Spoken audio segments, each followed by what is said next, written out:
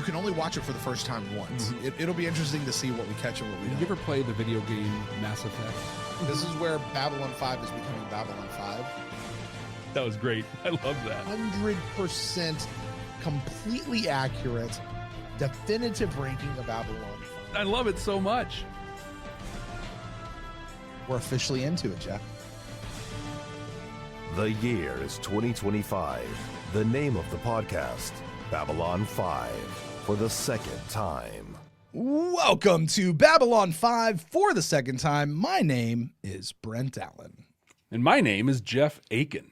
Brent and I used to be Star Trek podcasters, and then we watched Babylon 5 for the first time, and absolutely everything changed. So we've decided to watch this incredible series for the second time, this time picking up on all of the things that there's no possible way we could have caught the first time around. That's right, but Jeff and I are doing the thing that we do best. Jeff, a little early JMS speaks. Oh, really? Okay. Wow. Yes, I scoured the internet for stuff from JMS for this week. Any spoilers? Make sure. No, we're good. We're good. Okay. I got you. Okay. Here's what he says: the purpose of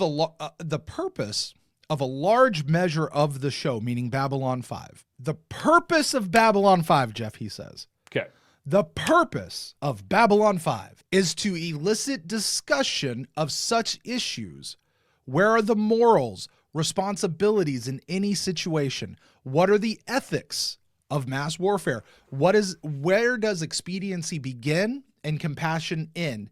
Should compassion have an end for the greater good? If we can start some bar fights along the way, I will have done my job. And the fact is, I don't have one single damned good answer, but I've got a whole lot of questions. Jeff? Are you saying, Brent, that we are the purpose of Babylon 5? No, what I am saying is we are fulfilling the purpose of Babylon 5 as spoken by Joseph Michael Straczynski himself. And in doing so, you and I are searching for these messages that are contained within. Now, the litmus test you and I use are: where does it hold up a mirror to society? Where does it give us hope that things can be better in the future? And where does it tell us how to be better human beings for one another? That's sort of our litmus test, although that's a broad scoop to comb through these. Now, you did mention if this was if what I was about to read was a spoiler. And the reason Jeff did that, folks, is because from this point forward, anything from any point in the series, in the franchise,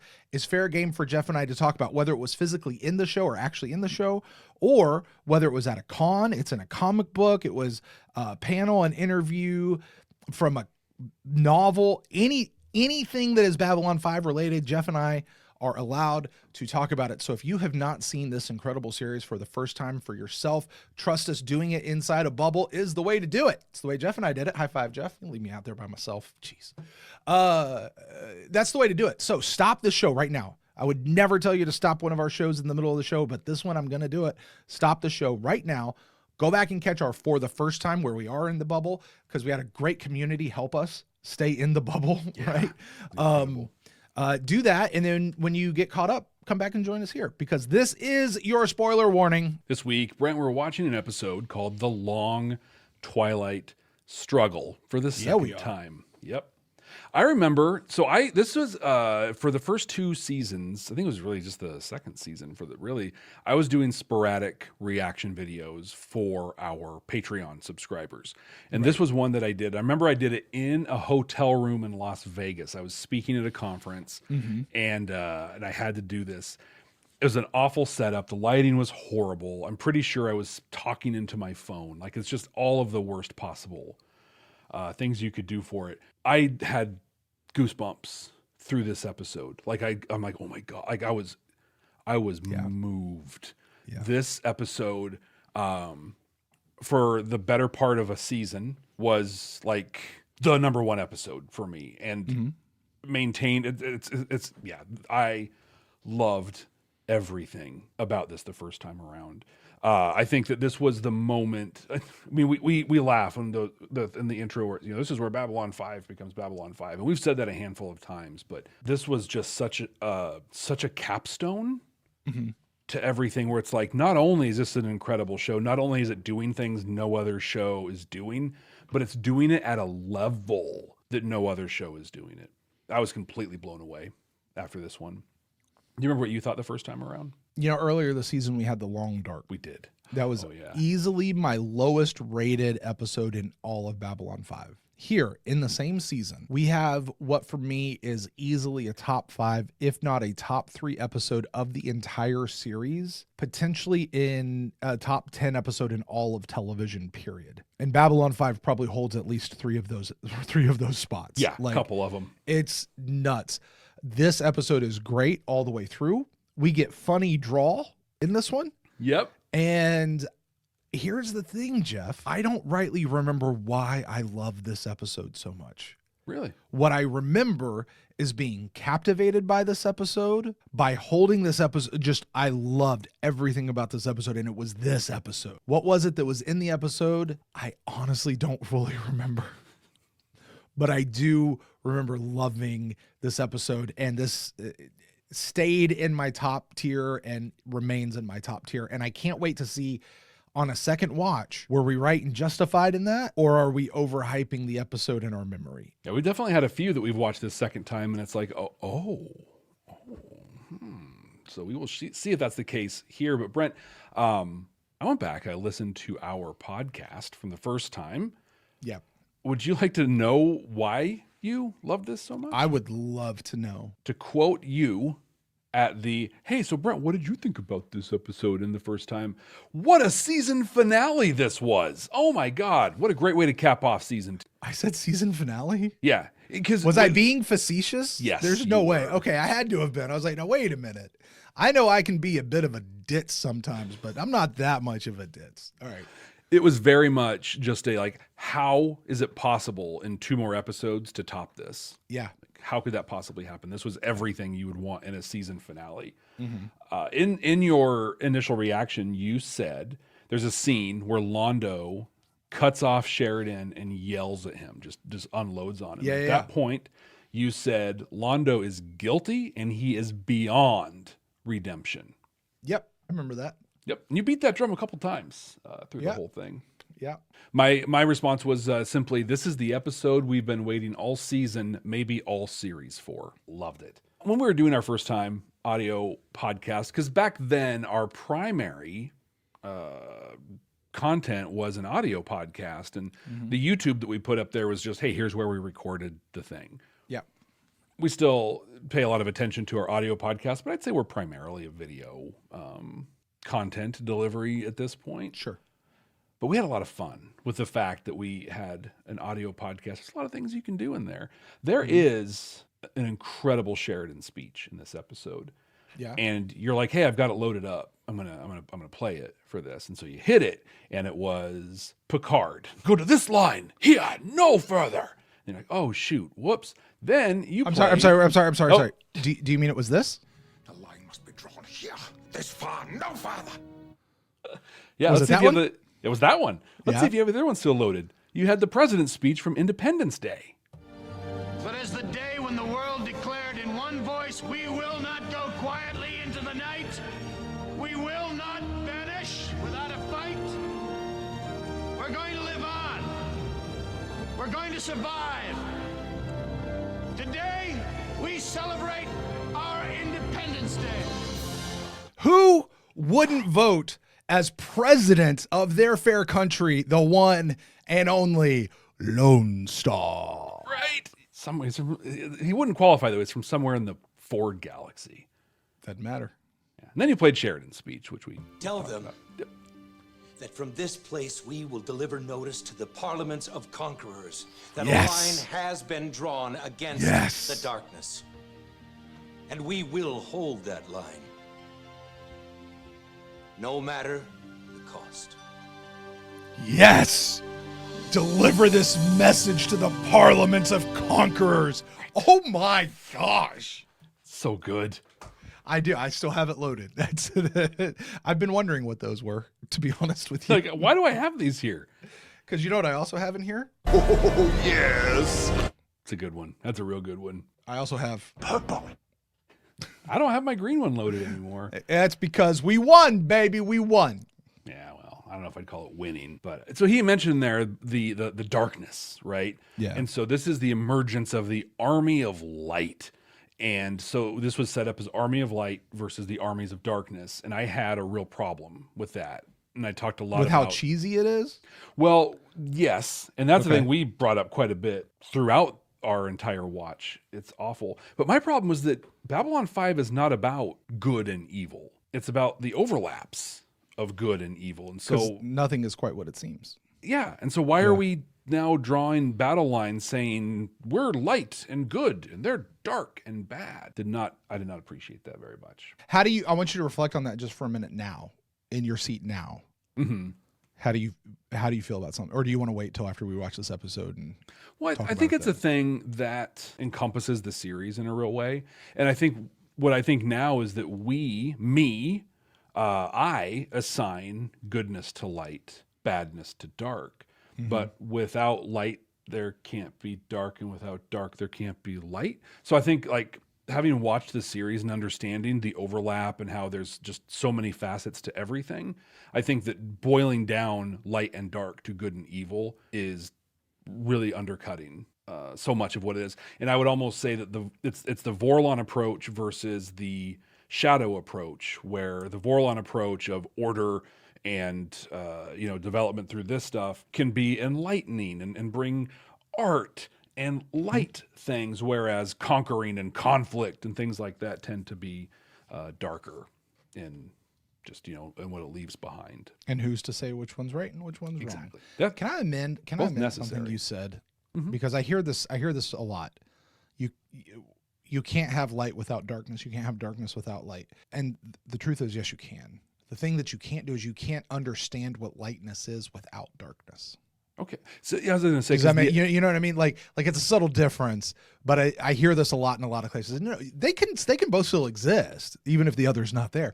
It's just actually, by definition, darkness doesn't exist. I was going to say, by definition, darkness is just the absence of light. Yeah, darkness actually isn't a thing. It's like cold. Cold isn't a thing.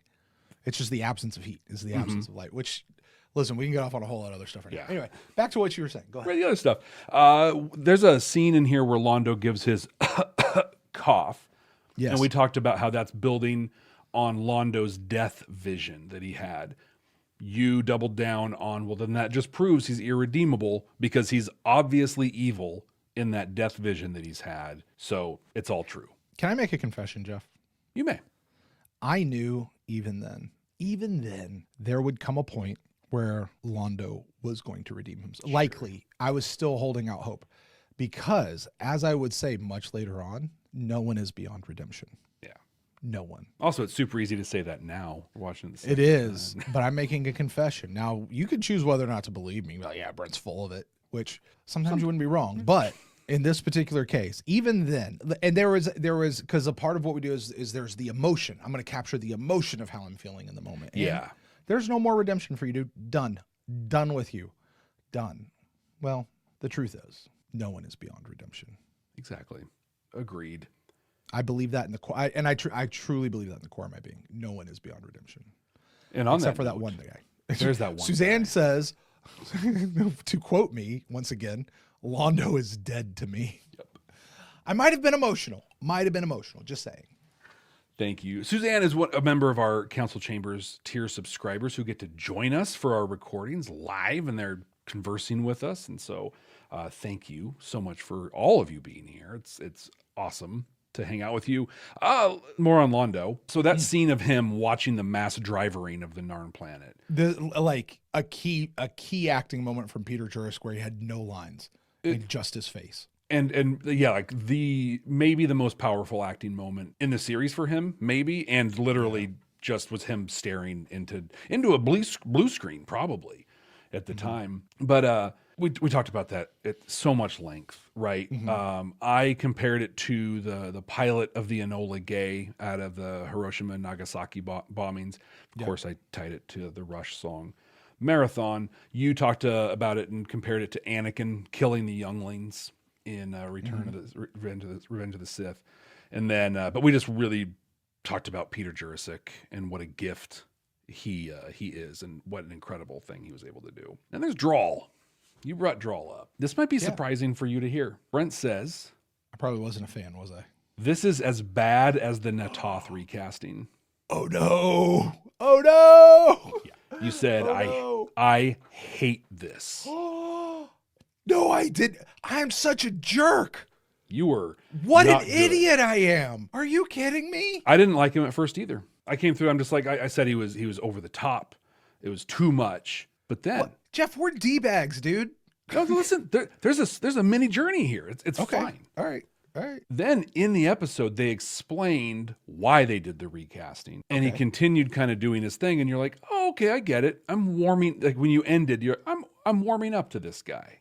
Okay, fair enough. Yeah, you were just excited that they explained, like there was a reason for the whole thing. I loved that. For me, we watched the episodes multiple times. A lot of the times they're on our first time. And on my first watch through, I did not like him at all. Second time through, I was like, oh, now I get it. This guy is really cool. This guy is really cool. And that's really all we talked about. It was interesting, when there's really, really good episodes of Babylon 5, I find that our discussions are interesting, but they're mostly us just going, hey, here's all the ways this is great and amazing. Right. So not necessarily a ton to pull out from this, but I am anticipating a small tome of information from your work because, Brent, on this one, you had the task of scouring the internet from quotes, words, statements from JMS on this episode. Did you find, I don't know, anything on this one? Yeah, there's quite a bit in here, and I want to go ahead and apologize for how out of sorts this might seem because I did not do the good work of grouping this together. Usually I don't have to. This one really could have benefited from, 15 minutes of me just going, okay, here are these topics that go together. Here are these topics that go together. Yeah. Because the stuff from JMS is very scattered, as you can imagine. Yeah. So let's talk with what we were just talking about. Let's talk about John Schuck getting recast as Drawl. In regards to John Schuck being recast as Drawl and talking about his performance, because his performance is so strikingly different than Louis Turenne, I think was the guy who originated the role back in season 1. Mm-hmm. JMS says, in part, it's John's take on the character, but also what I had indicated to him that Drawl had gone through some considerable changes by entering the heart of the machine. It had given him a greater understanding and the freeing aspects of greater humor, almost like a comparison to Tom Bombadil from Lord of the Rings. Quite funny, yet also somebody not quite to be trifled with. So John Schuck's performance was not just over-the-top Shakespearean. It was actually thought through, and like he went into the great machine, Drawl did, and got a sense of humor, right? Yeah. So the change is not only does he look different, is he a little taller and he's a lot younger, but his personality has changed a bit as well, being merged into the organic tech.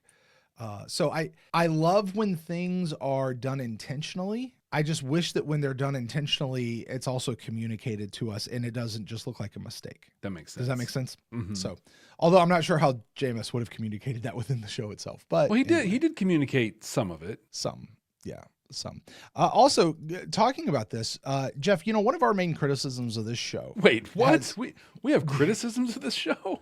I didn't think you could do that. I didn't think it was okay. Well, this is one of the you and I get criticisms for having this criticism. Okay. And it's the criticism of dropped threads. But no threads are ever dropped in Babylon. Oh, buddy, are they? What's one of our number one dropped threads that just pisses off both you and I? There's so many, I don't even know where to start. Well, it's related to Drawl. Stay in the zone. Hey, you can have all my Epsilon 3. It's all for you. And I'm going to keep that close to my chest and play it when it's important. Yeah. And it was going to be a big thing. Because listen, ultimately, Epsilon 3 was an antenna. And it served as the thing that sent Babylon 4 back in time in that one episode. Yep. Like, it was a MacGuffin to make something else happen. It didn't actually serve the larger story in as significant a way as it was leading up to be. Frankly, it would be fine if they didn't have that moment with Sheridan being like, well, I'm saving that for my ace in the hole. Like totally check-offing what a big deal it's going to be, and then nothing. Yeah. So there's a reason for that. There's actually a real reason for that. Let's talk. I know that was my face too. A legit dropped thread. Okay. Yes. Here it is. The reason we see so little Drawl is because they had already recast him once, and they got John Schuck. Then John Schuck went off and got a job on Broadway in a revival of Hello, Dolly. That makes so much sense. His availability was nil. Like, it was so small. Rather than recasting him yet again and having to explain the change yet again and all that sort of stuff, he just made the decision to kind of let the character go. This also affected the plans for Epsilon 3. And the stuff he wanted to do with Epsilon 3, he never really got to do because Drawl had to go. He's like, sometimes you got to let stuff go. You can't focus on everything. And he describes it as a bitter disappointment. I get that. That makes so much sense. I do too. And it makes, so to sit back and go dropped thread again, intentionally. And I'm going to say, yes, it is a dropped thread because he literally just dropped it and said, I just can't do this anymore. So I wonder if later on when they mentioned that, like, oh, I'm holding on to it, I'm going to use it. Maybe there was like, oh, maybe we can get him scheduled. It's a hopeful. Oh no, it's not. I shouldn't have brought that back up. Sorry. We accept your apology, Joe Michael Straczynski. Did you know, just a little bit broadening out, JMS actually premiered this episode, not on TV. Yep. If you were there, you were present at the 1995 Chicago Comic-Con, you had the opportunity to see this episode before anyone else. Oh, that had to have been so cool. Right? How much do you want to get in our little time machine, Jeff, and go back for that event? Right. The title. I think we have talked about this at some point in some length, probably in comment sections and stuff like that, but let's make it official and talk about it here. The title comes from a speech. Do you have any idea who gave the speech? Oh, I know who it is, but I'm not. It's not going to come up for me. Former president of the United States. And the long Twilight. Was it JFK? It was JFK. Yeah. Now the trumpet summons us again, not as a call to bear arms, though arms we need.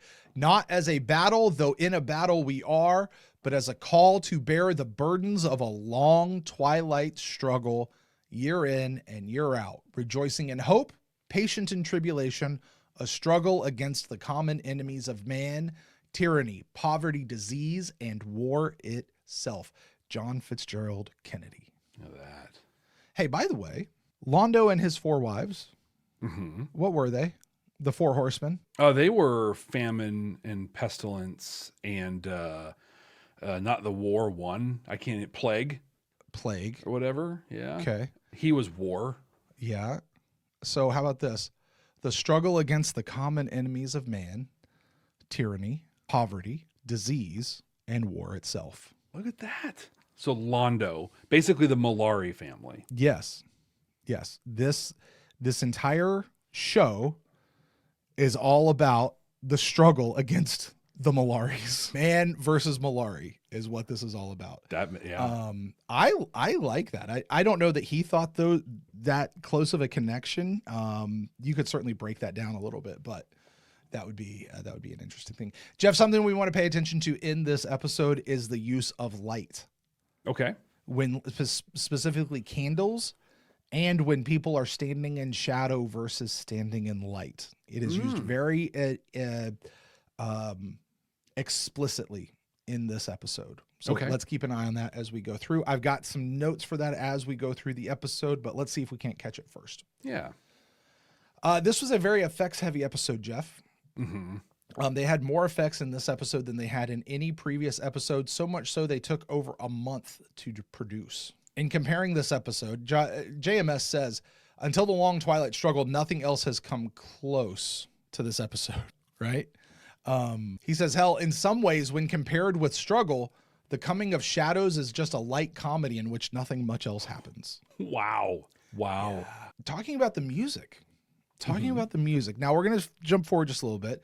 Talking about what was going to happen with this music for season 3, that boom, boom, boom. You know what I mean? Yeah. Let's keep an eye out for it, or an ear out for it, I should say.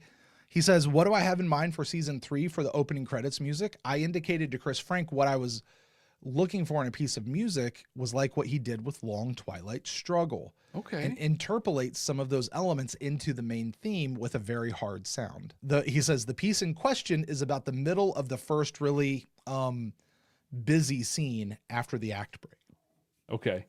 I don't know what a busy scene is. It's relative, I guess. One of the things I love, Jeff, it makes my heart happy in so many ways, is when JMS pulls in actual physics into his show, right? We talk about that with the doors and how they swing open and stuff like that, the launch of the Starfuries, the rotational thing to develop gravity on the station and on the Earth vessels. He says some races, like the Centauri and the Minbari, don't use drive systems built to varying degrees on magnetic and gravitational forces. So their engines are built on gravity and magnets. Okay. I will also mention that some of the most advanced spacefaring engines that are being considered today, built, engineered, tested, all that sort of stuff, rely more on magnetism and trying to figure out how that interacts with gravity out in space and what that looks like. That could make us go not faster than light. They tell us we'll never be able to do that, but will make us go a whole lot faster than we're able to right now. So anyway, the thing he did back here in the mid 90s is the thing we're actually doing, trying to do now. I'm not saying all. I'm just saying a lot of it really has more to do with magnetism, which actually is gravity is a form of magnetism. It's weird, but whatever. Okay. Anyway. He says some of them don't so much go to a planet as they create a situation in which they are drawn towards the planet. I get so that. Rather than powering towards a planet, they manipulate space where the planet like sucks them in. Okay. Which is kind of cool. He said one of the side effects of that is a field which allows for artificial gravity. Earth just doesn't have this level of technology yet. Yeah. So that field is what they use for artificial gravity on their things, which is why they're not just floating around and why they don't need seatbelts. Very cool. Also like that, talking about the placement of jump points. This is something you and I have never really talked about to a large extent. I think it's just kind of been annoying. You know how like when they leave the station, they go out to the jump point. How long does it take them to get there? A couple minutes. Yeah, a little bit longer than that. Yeah, it's a good chunk of time. Yeah. And then there's another one, like when they get out, like, I think it's the one out there where B5 is, like they get out of the jump gate and then it's like 3 hours to get wherever they're trying to go. It's like, why don't you just put this a little closer?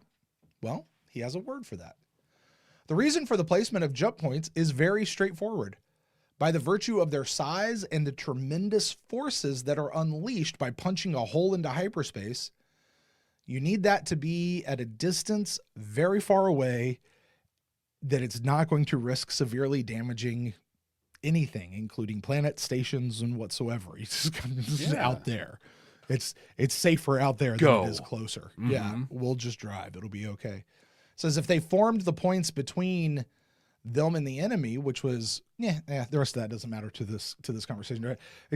I like the thought of that. Like the reason it's out there in the middle of space is because the energy required and what that's going to do is going to mess some stuff up if it's anywhere close. So we've got to put it out there really far away. So kind of like why is it when we launch space shuttles, they got to be way out there? Nobody's allowed to be really close to them. Yeah. Safety reasons, right? Jeff, that's all I've got on the front end. I do have several things that we can talk about while we're in the middle of the episode. It's just better saved for the episode. Well, Brent, let's watch this thing. Are you ready? Let's get it. I'm so excited for this. So if you're joining us for the first time, welcome. Every episode is somebody's first and someone's favorite as well. And I have a feeling we're going to have some first-time eyes on this one and some people who this is their favorite.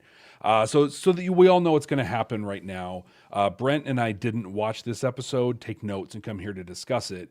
Now we're going to load it in and watch it right here with you on YouTube. So if you're watching us on YouTube, you're going to see the edited version of this, kind of the reaction video style thing. If you want to see the full and unedited version of our viewing and reaction to this episode, you can get that at patreon.com/badnerds. And if you're listening to us on one of the many audio podcasting apps that are out there, basically you're going to hear the audio from that watch, because Jeff and I are bound to have lots of conversations in the middle of that we're not going to want to, or frankly be able to rehash later. And we want to make sure you guys are in on all of those conversations as well.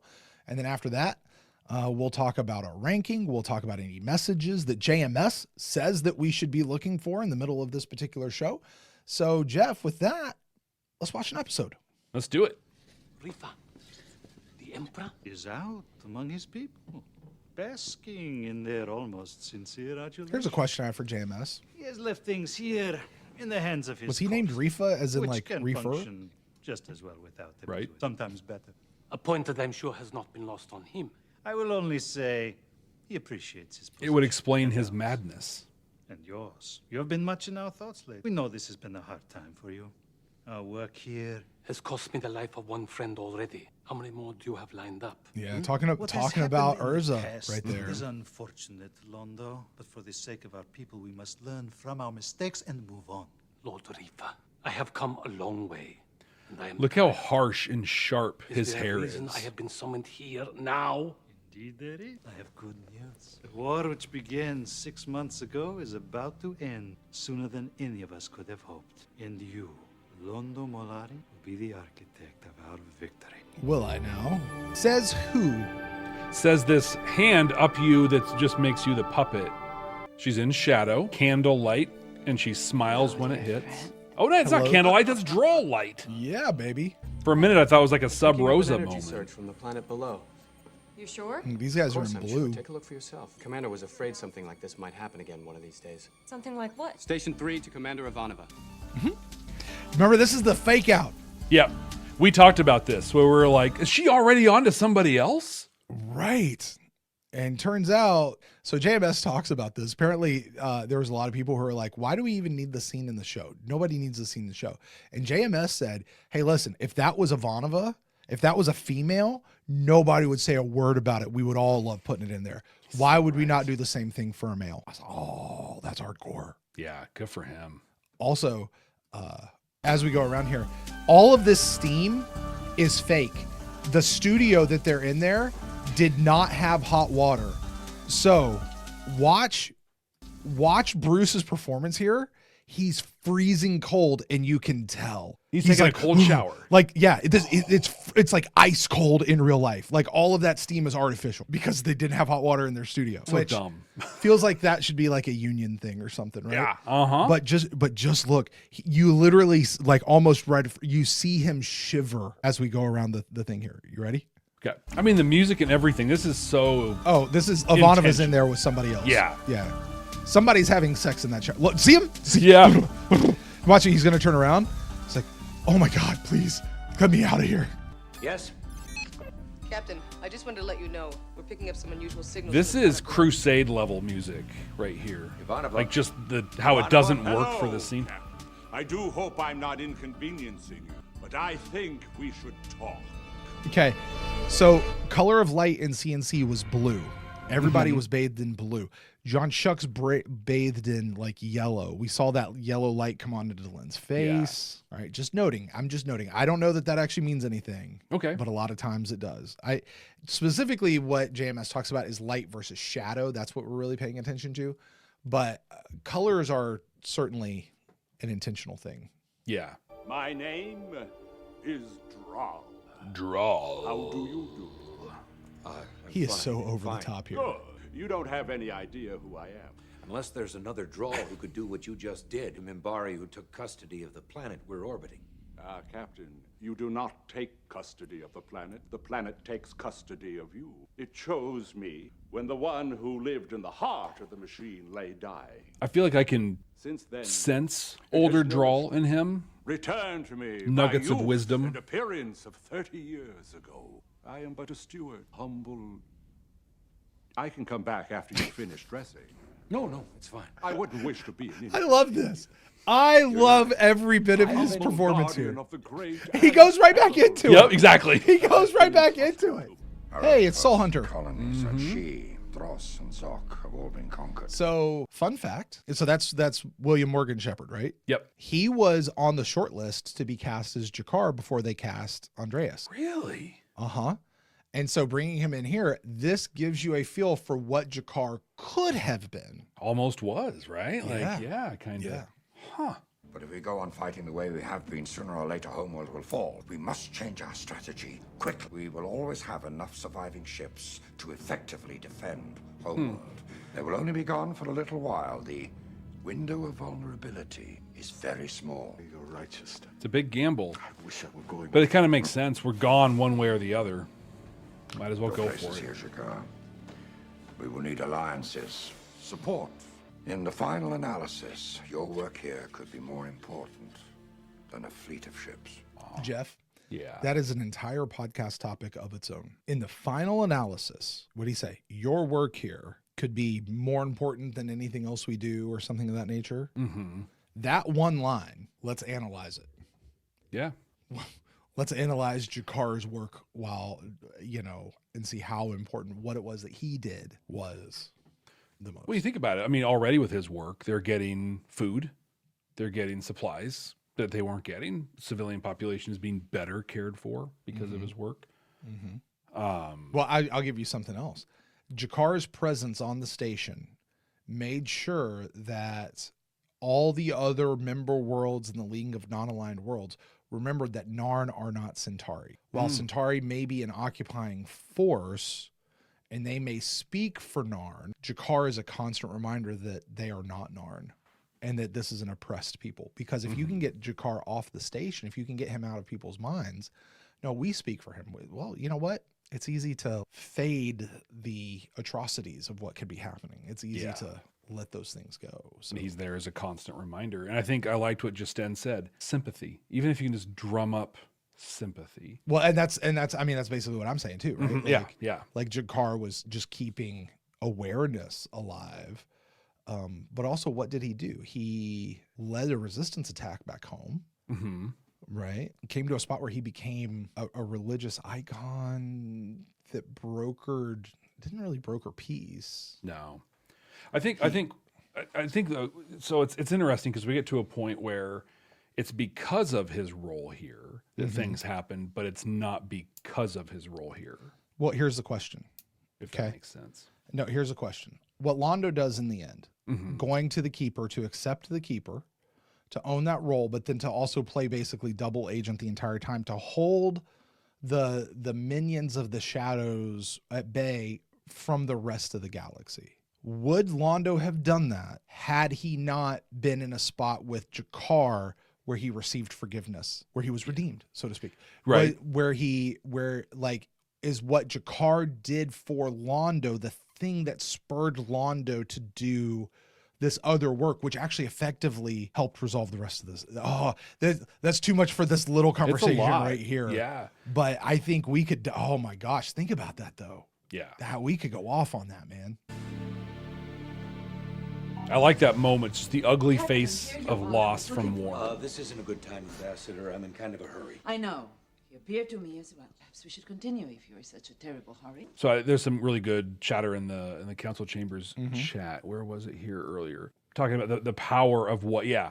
So there's a fleet of ships, and then there's Jakar. A fleet of ships shoots one tentacle off one shadow ship, which is what we're going to see. Jakar mounts a resistance, provides station security, influences Londo. Like there's no comparison. We intercepted the coded transmission from the So notice how they're in shadow right now. Like they're in very harsh light, but like Rifa's in shadow. Their faces are shadowy. Draw off our main force while they strike elsewhere. We will be using mass drivers. By the time we are done, their cities will be. They actually said we'll be using mass drivers. Yeah. They have been outlawed by every civilized The planet. planning, the conspiracy, the intention behind this, like this is sick. Ink on a page. This one move will end the war in days instead of months and save thousands of Centauri lives. We only require your assistance and that of your allies. Can we agree, Brent, that everything Rifa said is disgusting and awful? Sure. Right? We're going to intentionally use this awful weapon, flattening a world, because in the long run, it'll save lives. Yes. I feel like I've heard that somewhere before. I don't know, middle of 1940s-ish, little spot in Japan, 2 little spots in Japan. Just drawing the parallel.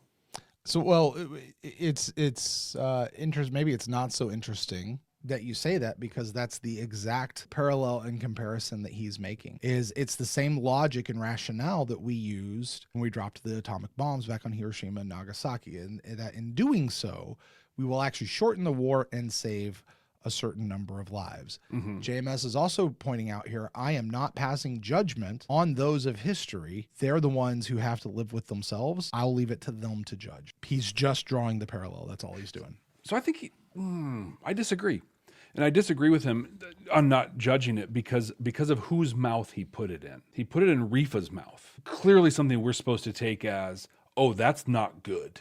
Yeah. He's going too far. So the parallel's there, but I think he's got some commentary on it. One of the refugees said that he was captured and interrogated by the Centauri, and they kept asking the same questions over and over. Seems that they wanted to know as much as possible about your homeworld's defense system. I'm not surprised. Eventually, they will have to turn their eye toward Narn itself. That's just it. He said their questions seemed unusually urgent. And one more thing. The only reason that this batch of refugees got out is because the Centauri warships pulled out before they finished securing the planet. The Centauri don't work that way. They're very thorough. This is excellent work from Franklin. In the final days of our last war, also, how good is Franklin here? Yeah, exactly. They went right past our colonies on Mars and Io because they were ready to hit Earth itself. I would like to speak with this Narn. I love that he's not just telling Jakar. He's letting Jakar figure it out. Kind of ramps up the passion and the urgency and the acceptance. Yes, thank you, Doctor. Another example of where his presence on the ship is more important than a fleet. You mean the station? Station, yeah. If there's even a chance they mean to attack Homeworld, the mission is too far along to stop it without proof. Well, with a little more time, There's no time. We're about to launch. Just then! I'm sorry, Jakar. I have to go. I'll finish this conversation when I return. Justen is the one who told him his role on the station was more important than him being out doing the stuff. Jakar's doing his role on the station and taking it to Justen. He's like, yeah, no, you don't have enough. I mean, I don't know. What do you think about that? Say that one more time. So Justen says to Jakar, you're not going to come with us. You're more important here on the station. So Jakar's doing his work on the station. And he brings it to Justen, and Justen's like, yeah, no, we're still going to do, even though you're doing the thing that I kind of asked you to do indirectly, I'm going to shrug it off, and we're going to stick with what we're doing. That I don't think is the type of work that he was referring to with Jakar. Yeah. Doing on the station. Also, there's a big piece of like, hey, we are literally in the middle of something and we have committed, and what it takes to uproot this and go check that out over there. If that turns out not to be true, we've got to stay on. I mean, I just take that with Justen as he's in the middle. He's boots on the ground. You know, if they could pull up and go see and go look, okay, fine. But if they're in the middle of an operation, you can't just stop that operation right in the middle. You know, you've got to see it through to the end. That's my take. Yeah. Well, it makes sense because this whole thing was we're going to lose Homeworld eventually anyway, so we need to go all in on Garage 7.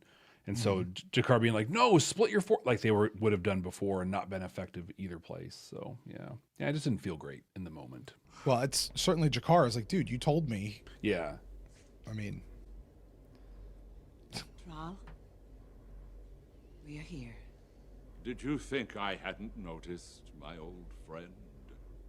Since taking up residence in the heart of this machine, I have explored its secrets, learned and discovered that I can look into distant worlds, see and hear things you cannot begin to imagine. Along the way, I've learned I'm very interested in this piece that he's wearing around his neck.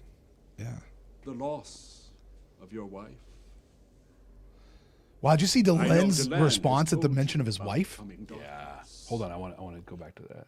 And lately I've learned about your role in, shall we say, a conspiracy of light aimed at your own government. Conspiracy of light. I was noticing the editing on that one. There was zero reason to edit to Delen's reaction when he mentioned wife. And there was nothing else that was mentioned about that. Yeah. That was a shot that was 100% specifically meant for Delen. And I want to know, you have it. I'd like for you to look it up at some point without whatever. I want you to look in the script and see if there's a mention of that in the script. Okay. That Delen hangs her head or something of that like nature. Because I really wonder what's going on with that. Because it's not like he said something else that we needed Delen's reaction for or anything like that. Because Sheridan just stayed, you know what Sheridan was doing that entire shot? Listening. Yeah, just he was stone still. So yeah, there's something there. He mentions the wife, and Delen's like, yeah, because that beach. Well, it's either that or it's like, oh, that's a tough spot for him. Like, oh, he's not ready for that. We had an incident with this guy Morden. It's like, yikes. But I wonder how many of my Anna theories came from that statement right there. Oh, it's possible. I'm like, Drawl's in on this whole thing. Suzanne's like, conspiracy of light. I'm going to try the word army of light later, but no, we're not going to call it that. Like, you can almost forgive Sheridan for calling it that at first, and then just to think about it, be like, yeah, that's kind of like Oneaters. We're not, no. Yeah, no, it doesn't sound as great. Also, Katerina points out that the whole thing I'm talking about here, it just could have been an acting choice by Mira. And you're absolutely right. If it is, then we probably don't see anything about it in the script. But I wonder if it was actually something that JMS wrote into the script. What I know about Katerina is she has easier access to that script than I do right now. Come on, Katerina, let us know. Let us know. You just got an assignment from Jeff. Right. Go. I know the full capabilities of this place. I am prepared to place them at your disposal. Are you proposing an alliance? One of the first. There will be more to come. This has been a hard and trying year for you, Captain Sheridan. It might be helpful for you to know that you are not alone, and that in the long twilight struggle which lies ahead of us, there is the possibility of hope. Possibility of hope. What I love about that, just on the surface, is it's a struggle, right? And as humans, we hate struggling. We hate being uncomfortable so much, but in the struggling is hope. I think that's a powerful, powerful message. I see you're writing it down. I do, but you know what also he said at the beginning? He said, I offer you an alliance, the first of many. Uh-huh. Now drop all the way back into late season 4 and literally the entirety of season 5. What's happening? The Interstellar Alliance. Oh, yeah. I don't think it's the ISA. I think it is. Yeah? Yeah. The easy thing is that's foreshadowing and talking about the joining together for the Shadow War. That's the easy thing. Yeah. Right? All the first ones and all that. But the bigger side of that is this is the first of many to come. There really wasn't that many in the war against the Shadows. There were a couple of them, but I still don't think they made a big difference. Right. But there's a lot more with the Interstellar Alliance. And there's and there was a lot more between Objects at Rest and Sleeping in Light that we never got because we never got to that part of the story. Yeah, maybe. I think I'm just so down on the Interstellar Alliance, and I don't think it's much of an alliance. Not what we saw, but what did we learn in Deconstruction of Fallen Stars? It took a while for it to really get going, but once it got going, it did good stuff for 500 years, 1,000 years, something like that before it disintegrated, right? Like, yeah. So yeah, maybe, you know, and I mean, support that. What we see in season 5 is the struggle of the Interstellar Alliance, and through that struggle is the hope that we see in Deconstruction of Falling Stars. Ben points these three things out, these 3 quotes. Yes, Drawl says, there is the possibility of hope. Lorien says, hope is all we have. And then the third one, there is always hope. Just because it's the only thing no one's figured out how to kill yet. That was spoken by Galen in Crusade. Good pull. JMS is trying to tell us something here, folks. Uh-huh. Yep. This is where we go. There is hope. There's always hope. There's always the possibility of hope. Earlier, he says, there's always hope. He said, that's what I tell my heart when I lie awake in the middle of the night. Sometimes hope is something you have to remind yourself of because it's so easy to forget about, But there's I would say hope is always there. It's up to us to lose it. And it's up to you to recognize it. Yeah. Accept it, receive it, all of it. Yeah.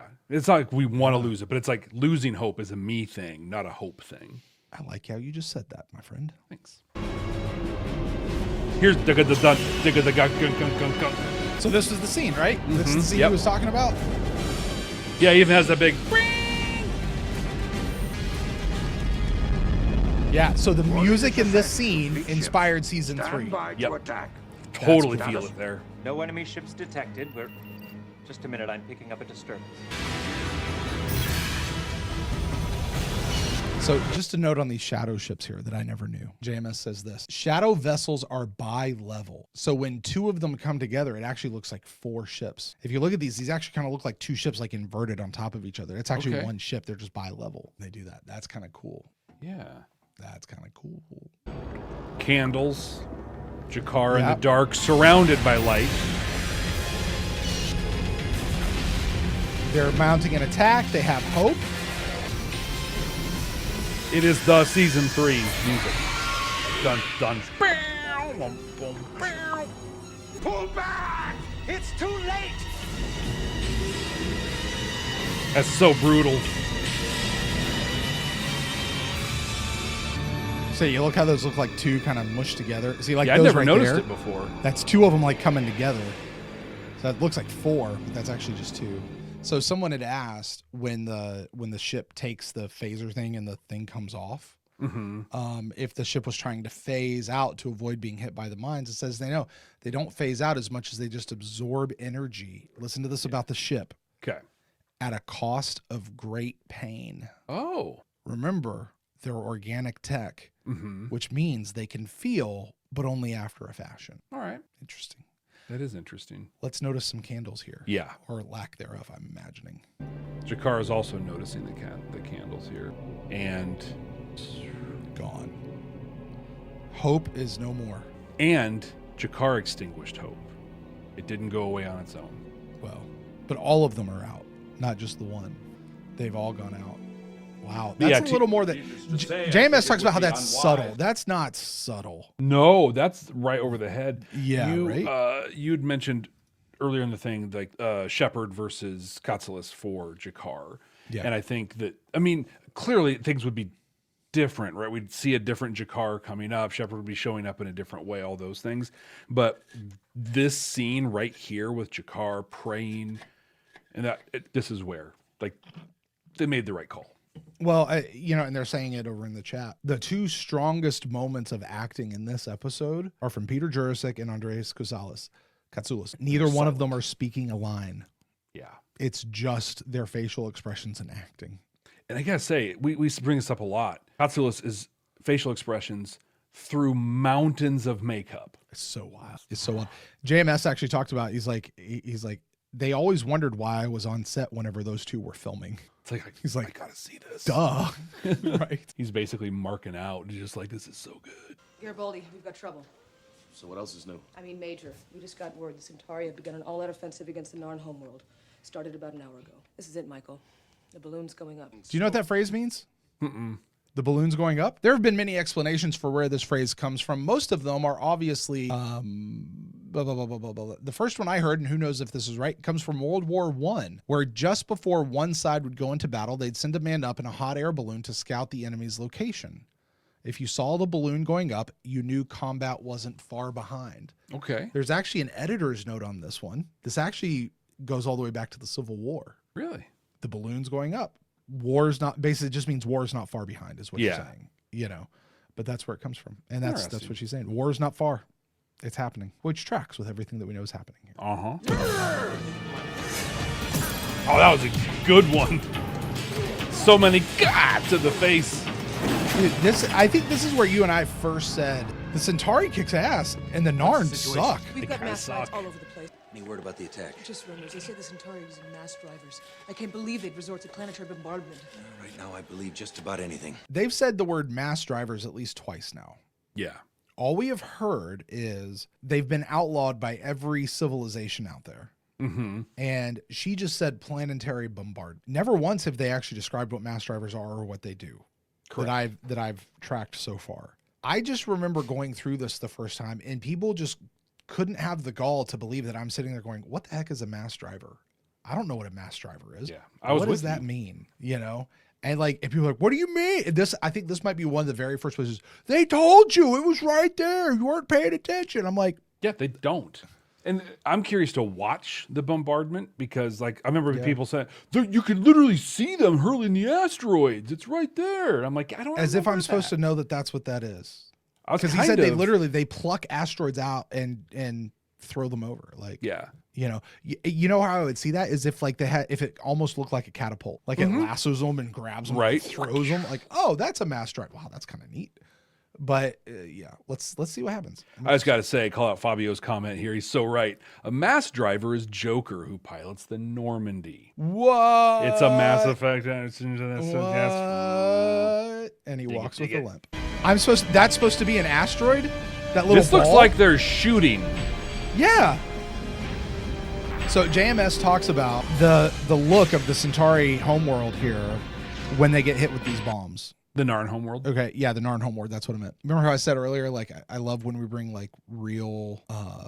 physics into the whole thing? Physics into it. Yeah. So 2 things about this. One, what you see of the planet's surface, one of the side effects of that is that realistically it's going to throw up a hideous amount of smoke, dust, and debris, and you actually wouldn't see anything, which is what we're seeing here. Yeah. Also, look at the mass drivers themselves. You'll notice they are white. They're glowing white. That's because the amount of energy required to move something that big would generate huge amounts of heat, making them glow. Look at that. That's very cool. This is the scene, Brent. I just wanted to bring it back because this is the scene. And we watched a little bit of there. It's such a gorgeous. Like when we come in on it, it is absolutely beautiful. And then, music. You get the reflection of everything in the windows that's happening, which is so broken. You cut back. You just see you see Londo. Look at how the shadow's covering his face as this goes. Oh my gosh! By look darkness. At that. Dude, the little twitch of his eye, and he looks away. Oh my gosh. With the planetary bombardment in its 4th day, the Narn government continues in its refusal to surrender. Minbari, Vorlon, Earth, and other governments have filed official protests with the Centauri Republic for their use of mass drivers against the civilian population. But so far, the protests have had no effect. You and I, the first time, talked quite a bit about just the banality of filing a protest. Like, he's describing the wanton destruction, the war crimes that have been perpetrated. And the other government's like, hey, we protest. Don't do that's not cool. We think that's bad. That's not cool, man. Yeah. I think which I think we were seeing at the time. The war in Ukraine was relatively new, and countries from all over the world were filing protests and were decrying what Russia was doing, but it didn't change a thing. Yeah, it's like in a lot of public bodies, there's the concept of censure, right? We voted to censure this person. Yeah, I think that the people who are perpetrating actions like this don't care about your protest, don't care about your censure. It doesn't even exist. And to me, the idea of having a force that comes in and doesn't play by the rules, but then you try to use the tools of old to fight that, it's like you're literally watching a world get destroyed, and come on, guys, come on. I get why Jakar is furious. I get why we get what we get from Jakar from here on out. Sure. Like, I get why that look is on Ivanova's face. Like, that's just like, really? Really? Government analysts predict. Yeah, Stewart said.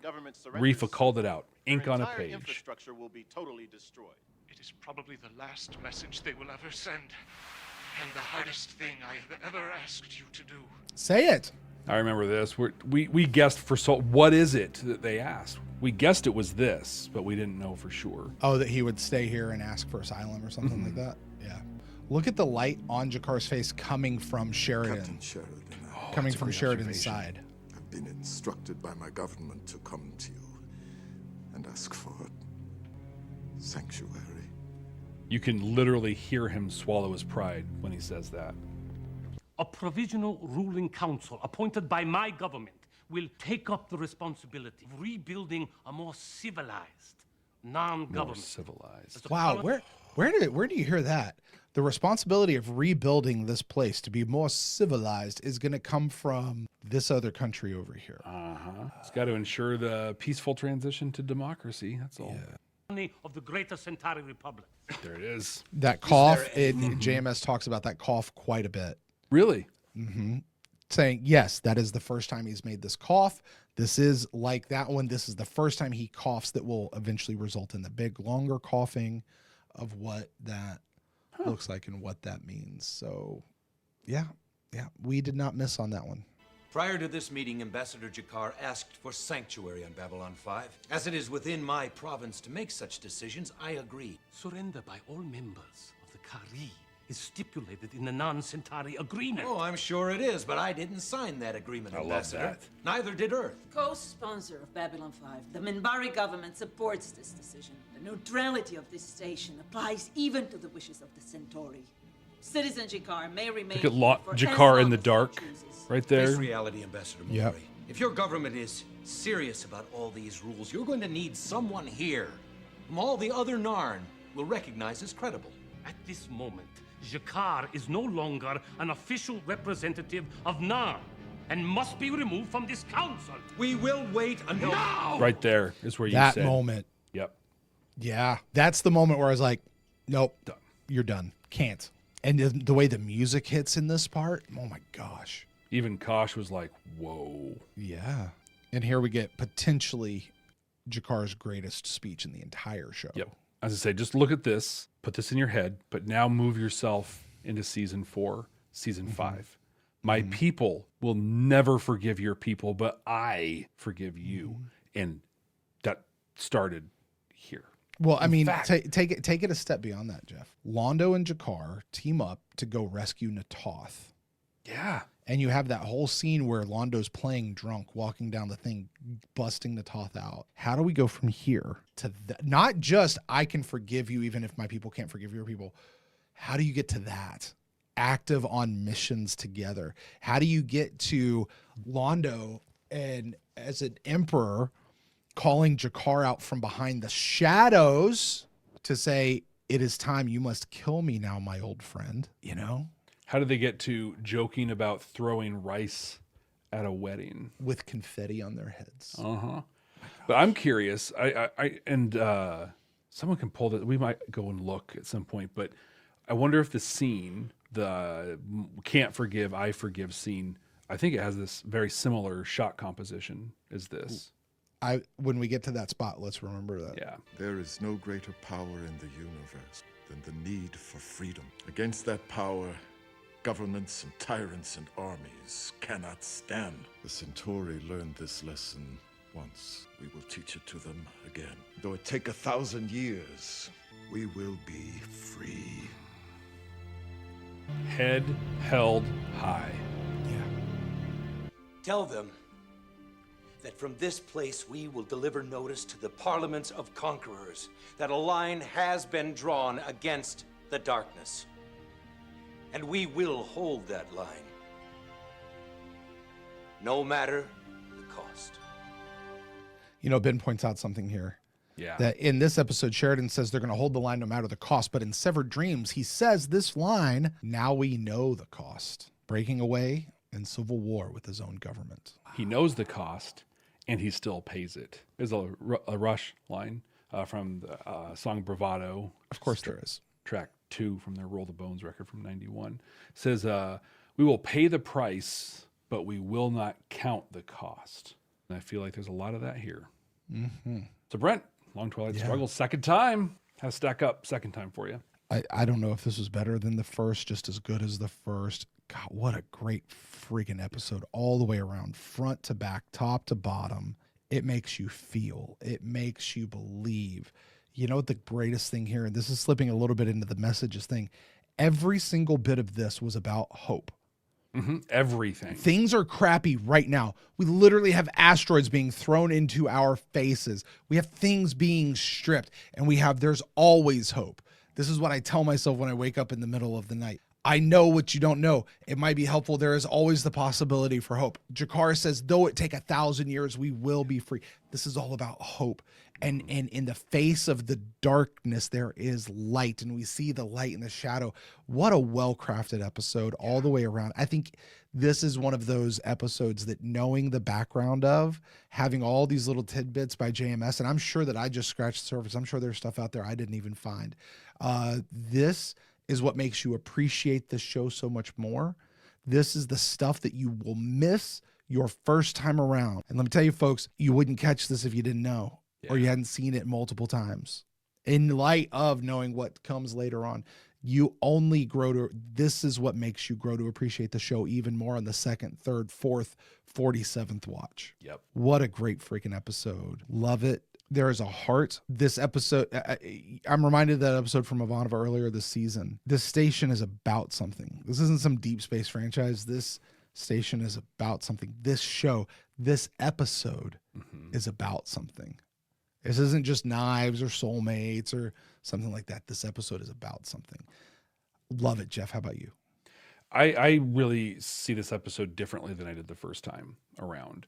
The first time around, it was shocking. It was surprising. It felt packed and unbelievable in what was happening. On the second watch, the roots run deep, right? Mm-hmm. And I feel like we see the fruits that grow from this moment. This episode promises us hope. We know that the hope pays. It's not clean by any means. And, calling it light would be a stretch. But what they masterfully plant in this episode, that's all. From this point forward, all we're doing is watching the garden grow. Yeah. And we know, having been there, the garden is beautiful and really well put together. To a person, including John Schuck, the actors' characters are what made this work. The effects were gorgeous. You said JMS said it took a month to put all this stuff together. They were beautiful. Yeah. But I would say you could take most of that space battle stuff we saw and reduce it to a couple lines of dialogue. This episode would still punch you straight in the gut. Yeah. Maybe not have as big of an impact on the first time viewing, but on the second time, 100%. Having it there was great. We saw the horrors of what happened. But we recently, Brent, on our other show, Stargate SG-1 for the first time, watched an episode that I described as perfect. Yep. I'm going to describe this one as perfect. Yeah. I don't know that they could have done this episode any better. No. I really don't. I don't think so. From a production standpoint, from a writing standpoint, I know even JMS says, there's some things here, like that Londo scene where he was looking out the glass. They called cut just a little too soon, and they actually had to wind up freezing the last couple of frames to make it last a little bit longer. Who cares? Who cares? It's great. And that's what JMS says. He's like, it still turned out pretty damn good. Yeah. Like, yeah, I don't know that you could do this episode much better. And holy cow, I can't imagine doing this episode with anybody else. Yeah. You know, I firmly believe in my gut someday this show is going to get a reboot, and they're going to come back. I know Jeff just breathes. And they're going to come back to something like this, and it's going to be a different set of actors. And I just don't see how this is going to happen. Brent, that's exactly why I don't want a reboot. Yeah. Is it dated? Yes. Are the sets a little bit, Yeah.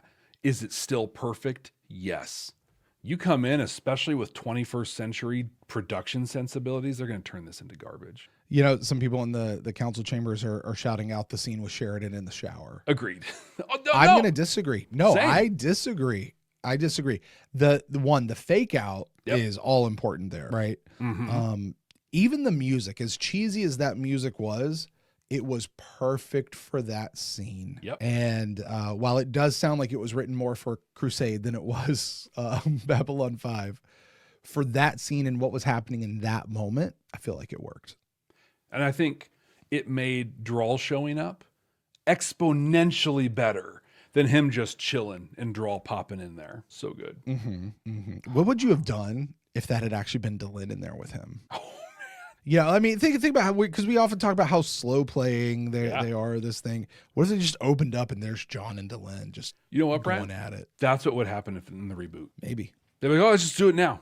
Let's just get him in there so we can have some. They have to, because in the reboot they're going to have like 8 episodes. Exactly. They'll still do it for 5 seasons, but it'll just be a total of 40 episodes. Yeah, and that'll be it. Yeah, I'm saying, I've said it, but I do not want a reboot. I only want a reboot if JMS is at the helm. I still don't know if I do. You'd watch it though. I would, but there's not a single studio that's going to say, hey, go and do your thing, man. They're going to be like, yeah, you can do it. Also, we're going to need this, and you're going to have to do that, and this is going to happen, and you're going to have 4 years between each season because that's how we do TV now for some reason. Like, it's... JMS would be dead before that's over. Uh-huh. It's and that's no slight on JMS. That's just talking about how long it takes those stupid things to happen. And Suzanne is exactly. She's quoting me at the end of Babylon 5 for the first time. If somebody insulted Babylon 5, I would punch them. And Brent, a reboot of this series is an insult to Babylon 5. I'm gonna wait and see what they do. I'm not gonna declare it an insult yet. I'm gonna wait and see what they do. And based on what they do, I probably might potentially join you in that idea. They screwed up 90210, man. Like, 90210 was perfect. They rebooted it or continued it and screwed it. How do you mess that up? Literally silver platter of perfection. We talked about hope as a message, Brent, is there anything else that you pulled out you want to talk about? I have said all of the messages probably at least 3 times, so I'm good on mine. How about you? I am as well. So, Brent, this is a part I'm really eager to get to, and the responsibility falls on you this week. I feel like I know, but I don't, right? That's the fun thing about this game is we don't know what the other person is going to do as we create the objectively correct ranking of all of the episodes, season 2 of Babylon 5. I'm just because I want to play the odds here. And number 3, we have the Geometry of Shadows. Number 2, the Coming of Shadows. Number 1, in the Shadow of Zahadum. Brent, where does the Long Twilight Struggle go? Here's the thing. All 3 of those have the word shadow in them. They do. There is a pattern. And this does not have the word shadow in it. It doesn't fit. One of these things is not like the others. You know, I'm reminded of what JMS said. I quoted him earlier. You know, when you take this episode and you compare it to, I don't know, say In the Coming of Shadows, it makes that seem like a light comedy where not much happened. Okay, you take this episode and you compare it to the Geometry of Shadows. Geometry of Shadows is a season 1 episode at best, a webisode short. You compare it to In the Shadow of Zahadum, and In the Shadow of Zahadum lives in the shadow of the Long Twilight Struggle. The Long Twilight Struggle is the number 1 episode of the season, and I don't think any of the 2 episodes left are even going to come close to scratching that, because I know what they are, and I know that they're both good. I like them both, but this was the number 1 episode our first time around, and it's going to stay the number 1 episode. This is I dare say a top 3 episode of this. Okay, here you go. You ready? Okay. Boil all of Babylon 5 down into. We're gonna beam me up this thing. Okay. Boil it all down into. It's a whole other episode you're talking about, man. We can go for a long time. No, but you've got to get the story and the feel of what Babylon 5 is about. Let's just say 3 episodes. 3. I'll give you the arcs. I'll give you arcs as a single episode, but boil it down to 3. What do we got? You got this. You got Severed Dreams, and then you've got what was the big one with the shadows? Into the Fire. Into the Fire. Yeah. You could make an argument for Sleeping in Light coming off the end, but that's just a different thing altogether. That's an emotional. It's the culmination. It's the payoff for 5 seasons of loyalty to the show is what that is. So yeah, you can't do that. Yeah, I think you're right. I think it's this episode, the Severed Dreams arc, and then the Into the Fire arc. Yeah. That's 6 episodes. So you're talking 9, 10 episodes total. Boils down the entirety of Babylon 5. And you could, if you started here. Boils down the entirety of Babylon 5. Now, and Ben asked, what about War Without End? No, War Without End is a great episode. It ties up the Sinclair thing, and it gives some backstory. It gives some lore, but it is not if it did not exist, the show, the core piece of the show would still be there. Yeah. You take out this, you take out the Severed Dreams arc, and you take out the Into the Fire arc, and you've lost the show. You have the Battle of the Line at that point, and that's it. Yeah. You have season 1. Brent, where does Avalon go? I don't know what you're talking about, Susan. I'll tell you where Avalon goes. It goes in the trash heap. It's a late delivery to somewhere. That's going to do it for the Long Twilight Struggle. Yeah. We are heading into the penultimate episode of season 2. Brent, it's called Comes the Inquisitor. Do you remember your prediction for this one? I do. I said that a Centauri is going to be coming on board to try and make a move to take over the station. He is the Inquisitor who is coming, and G'Kar is going to be the one to mount a resistance, and he's going to do that the very next episode after this thing. My God, do I not know JMS at all at this point? We did not. We did not. JMS will do that, but he'll wait till season 4 to make that happen. Jeez. That's what I said. How about you, Jeff? I said that an Inquisitor, very similar, will come to the station, but they're specifically coming to Sheridan. That Inquisitor will be a person named Anna who will be coming to ask Sheridan what he wants. What was my response when you said that? I don't remember, actually. It's probably whatever. I think we were both just like, yeah, okay, whatever. It's going to be a thing. I will say, for anyone listening, I think that Comes the Inquisitor is the episode that I have been most looking forward to watching for the second time. Because, spoiler alert for next week's conversation, I hated this episode. I deeply hated. This episode made me angry. I don't know if to this point, Jeff, you and I had ever been on more extreme ends of a spectrum. Yeah, I don't think on so. an episode. We have disagreed over episodes before, and that's fine. But I don't know that you and I were ever so far apart as it was on this episode. Yeah. So I'm super excited to watch this the second time and see what impact that has on my impression. So, hey, stay tuned. You don't want to miss that. In fact, the first time around, I remember we even made a graphic, like an old school, like boxing sort of face-to-face thing with you and me. That's right. Oh man, because it was like you get to listen to that one, don't you, for the podcast? I do. I might listen to that one just because I think there it'd be you fun go. to hear us yell at each other. You don't want to miss this conversation, folks. You don't want to miss the episode. This is a beloved episode amongst many people in the community. So make sure you're subscribed. If you're on YouTube, right, subscribe, hit the bell so you get the notifications. If you're on a podcasting app, then subscribe. You can do that on those as well. We really appreciate reviews and ratings and all those sorts of things. Both YouTube and every podcasting app I'm aware of have this thing, little button. It's a share button. And I'm going to pause right now and ask for you to whip out your mobile device and find that little share button. Or if you're on a desktop, which I know there's a good percentage of you that are on a desktop, pull that up, find that share button, click it, copy the link, send it off to 3 of your friends or enemies or people you don't know. Just go ahead and dump it on them. Sharing this show means the absolute world to us when you're able to do that. And I feel like this is a really great spot in the show to do so. So until next time, I'm going to wrap up and hey, Jeff. Oh yeah. What's up, man? Hey, are you ready? Am I ready for what? For next week, man. Are you ready? Yeah. What should I be ready for? Come on. Let's get ready to rumble! Oh, for crying out loud.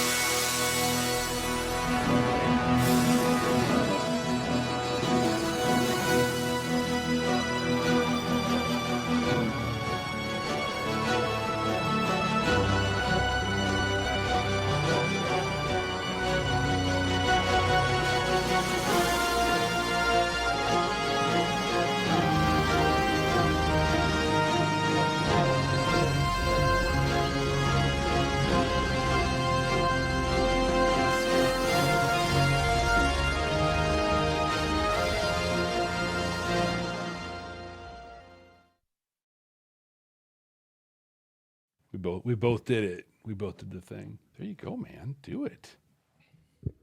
Get it. Get it. Yeah. Hey, do you know what I learned a while ago? What's that? I mean, this is a very long time ago. About punching somebody. Okay. Do you know that when you punch somebody, where you want to punch them is you want to punch them with really these 2 knuckles right here. Mm-hmm. You don't want to punch them with you have these 2 and you have these 3. Yeah. You don't want to hit these 3. You really can hurt and break your hand.